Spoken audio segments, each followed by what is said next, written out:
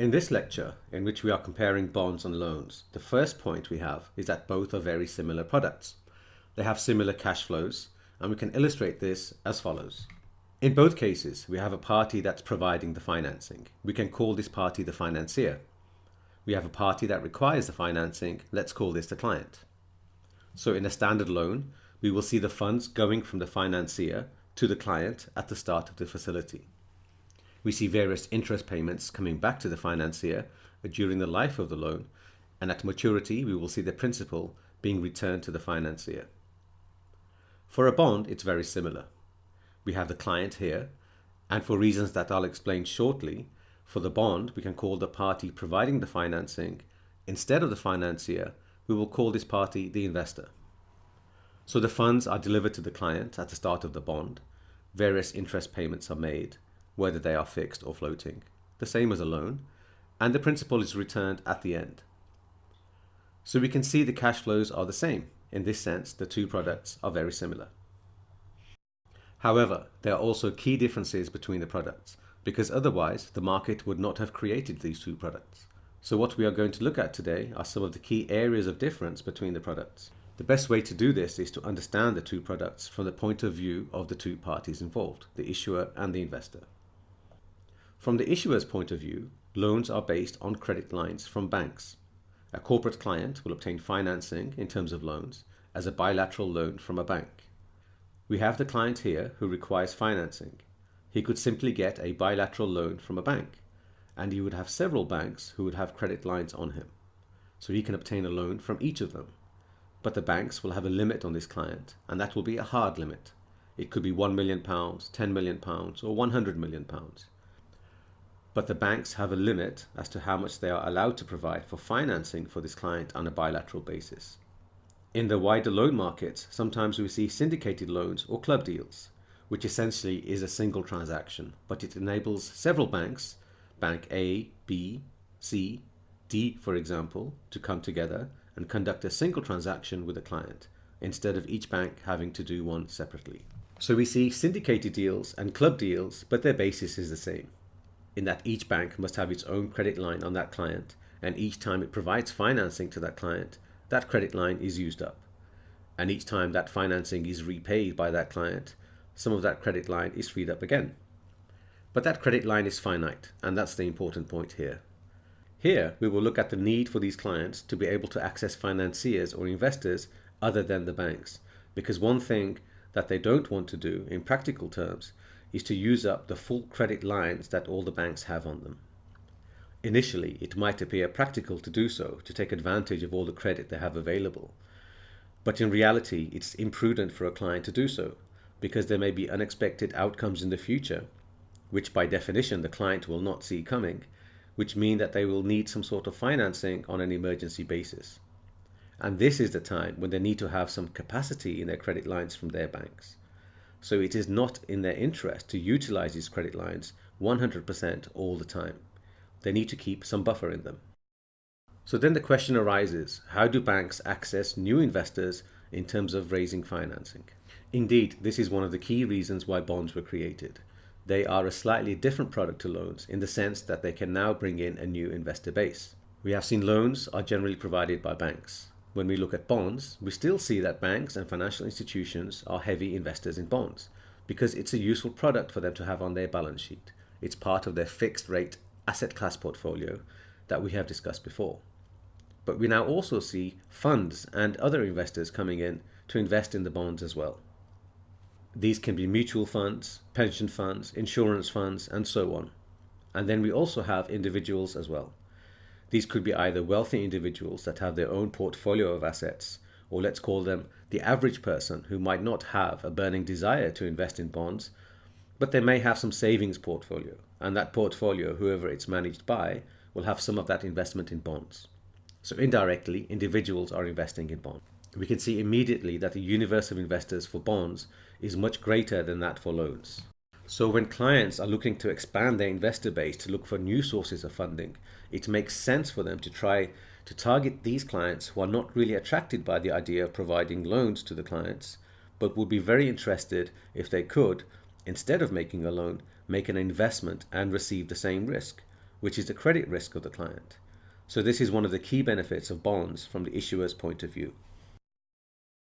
One of the results of having to attract a new investor base is the fact that those investors would require these bonds to be packaged in a certain way, to be documented in a certain way, and to be a type of financial instrument or security. Now, all these requirements have an obligation on the issuer to go through a legal and regulatory process to issue these instruments, and that includes the legal cost of going to market. As bonds are regulated financial instruments, the issuer, depending on the country that they are based in, will need to have a certain period of time to liaise with the regulators to make sure it meets their requirement for issuing a bond. All these things taken together mean that it will take much longer for a client to go to market to issue a bond and raise financing that way compared to calling up their bank who has a credit line on them and asking them for a loan. As well as taking longer, a bond is also more expensive to launch. Part of it is regulatory work required to ensure that all the required conditions are met for the issuance of a bond, and also the work required to produce legal documents, which include a prospectus or an offering circular, which are normally quite lengthy documents and need a lot of input from a law firm, which all incurs costs. Sometimes, for a new bond issuance, we see that a client will go on a roadshow, either within their country for a domestic issue, or on an international roadshow, where they look to meet new investors to try to generate interest in their bond issuance, and that all means extra cost for the client to bear. Because of these two previous reasons that we've discussed, the longer time to market and being more expensive to launch, in order to have a more efficient product to amortize these costs, we tend to see that bonds have a longer duration than loans. This is because the cost of going to market tends to be a fixed cost. Whether the bond issuance is for £100 million or £2 billion, the cost of going to market will be similar. The same applies to launching a bond for 3 years as opposed to 10 years. It costs the same. So it is in the benefit of the issuer to have as long a period of time as possible to amortize these costs. That's why you would not really see a bond issued for 12 months, for example. The only exception would be where a liquidity bond for fiscal purposes is issued by governments, and we do see that quite often. But in the corporate space, we would not expect to see a bond issued for 12 months, or even 2 years, because this amount of time is too short to be able to absorb the extra cost of going to market. So typically, we see bonds in terms of duration being 3 years, 5 years, and 7 years and even longer. Now, let us consider from the investor's point of view. From their point of view, one of the key benefits of a bond is liquidity. When they buy a bond, it's a financial security, it's a legal instrument, it's very often listed on an exchange, and all this provides comfort in terms of ownership for the investor, that they actually do own something which will have legal standing and security of ownership. And for the same reasons, it is widely accepted in global financial circles and investment circles. This makes it a lot easier for the investor, once they have purchased a bond, to sell the bond in the future. Now, the ease with which the investor can sell the product in the future is very important, as we saw previously, because it can help them to rebalance their portfolios, or they might have a change in their own investor sentiment. So liquidity is a very key difference between bonds and loans. Loans tend to be bilateral, and as such, if there is a secondary market for them, the participants tend to be highly specialized, and they tend to be financial institutions who can buy and sell loans between themselves. That's very different to having an open and liquid market, whereas bonds, especially if they are listed on an exchange, can be bought and sold by anybody. So these financial instruments, the bonds, often have a credit rating attached to them. The issuer goes through the process of obtaining a credit rating, and these are attached to the bond, but this is not always necessary. Sometimes the issuer will decide not to go for a credit rating, and then the investor has to do some work on their own basis to try to understand and quantify the credit risk. The reason why an issuer sometimes would not obtain a credit rating is mainly due to cost and perhaps time as well. Ratings agencies tend to charge a fee that is not cheap, so it would only make sense if the issue is for a large size, so that it can absorb the costs. In addition, it would add time in terms of going to market. So as long as the client can bear these costs, they would typically prefer to have a credit rating when they go to market. This will make it more attractive to investors. Bonds are a very huge and deep market globally. Certainly in major currencies, investors have significant access to markets in terms of locating assets that are bonds. This is one of the benefits of having such a large asset class, and this supports the liquidity of the asset as well. The fact that bonds tend to have a longer duration than loans is in many ways attractive to investors. If they find a risk that suits them and a currency that suits them, and they purchase a bond, for example, they would prefer to have a longer time to maturity, because if the opposite were the case, if the bond was already in issuance and was going to mature in 6 months, the investor is faced with the fact that in 6 months the bond will be redeemed, they will get the money back, and they will have to invest in a different product. This means finding a new bond to invest in and will result in further transaction costs. So all things being equal, investors would like to have a certain amount of maturity left on the bond, which would mean that unless they change their view or rebalance their portfolios, they can hold the bond for a longer period of time until maturity. And for these reasons that we have discussed, these are the reasons that make a bond an attractive investment proposition for quite a wide investor universe. Funds, for example, would often have restrictions in the securities that they may invest in. With regards to bonds, they would need to be credit rated, so a bond fund may have an investment strategy that it invests 50% of its funds in bonds that are rated BBB or higher. That gives us some flexibility in the remaining 50%, but they may be attached to a credit rating as well. There might be a requirement that those bonds must be rated C or higher, for example. But in any case, if a bond is not credit rated, it would make it difficult for the larger funds to be able to invest in it. So now we are going to begin to think about the process that we need to consider in order to develop a Sharia compliant solution for a bond. We know the solution will be a sukuk, which we have not yet defined, and we will define when it's the appropriate time. We have only defined it so far as an Islamic version of a bond. We haven't yet provided a more technical definition yet, and we will later. So what it needs to do in order to be successful, it needs to keep the key characteristics of bonds. Because as we have seen, bonds are created for a specific reason. They provide benefits to the issuers and investors. So any sukuk that we develop to replicate this instrument must provide the same benefits for the market participants as well. By having these same benefits, it will continue to incentivize the Islamic issuers and Islamic investors and help to grow the market. And the final point is to minimize the additional complexity.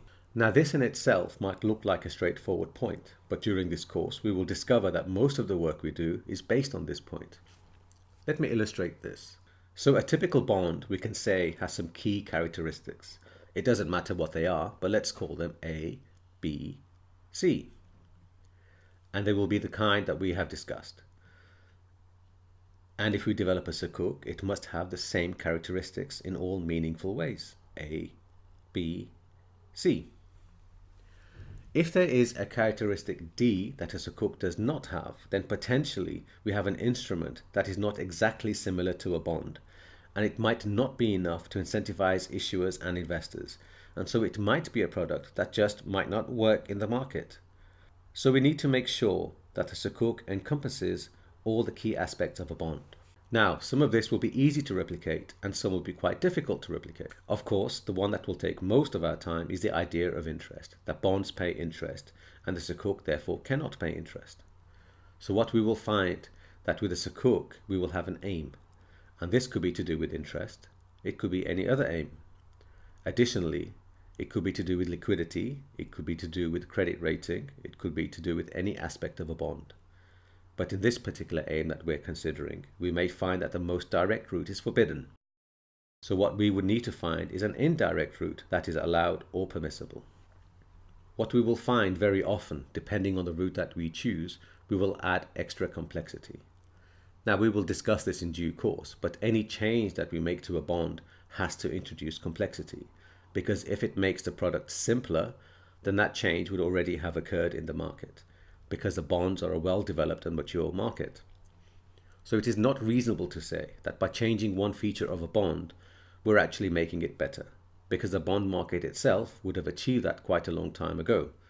The bond market, like all large, deep and global markets, is efficient in terms of its products and their structure. So any change that we make to ensure that an aim is reached and that it's Sharia compliant will mean that we are making the product less efficient through complexity. And what we mean by less efficient, we mean that there's going to be some impact. The impact of the change that we are making could have to do with cost or have an impact on legal documentation, have an operational impact, or on some aspect of risk, or indeed it could be more than one of these. Or in fact, it could be all four of these, or some other new areas of impact that we will come across. So our role will be, when we find a new solution to one of the aims that we're looking at, we have to understand very well the complexity and the differences that we are now introducing. We have to understand the inefficiencies that we are creating, and our aim then will be to minimize the impact on these key areas. If we develop a solution that does work from a Sharia compliant basis, and it can work on a commercial basis, and we have met the actual aim that we are intending, but the impact on cost, the documentation, is prohibitive, that means that sukuk just will not be issued by issuers or by clients in the market. Most of the thought process that we will go through over this course will be at this stage, in terms of looking at the differences that we are introducing and understanding them, and trying to mitigate or fix the extra complexities that we are bringing into the transaction.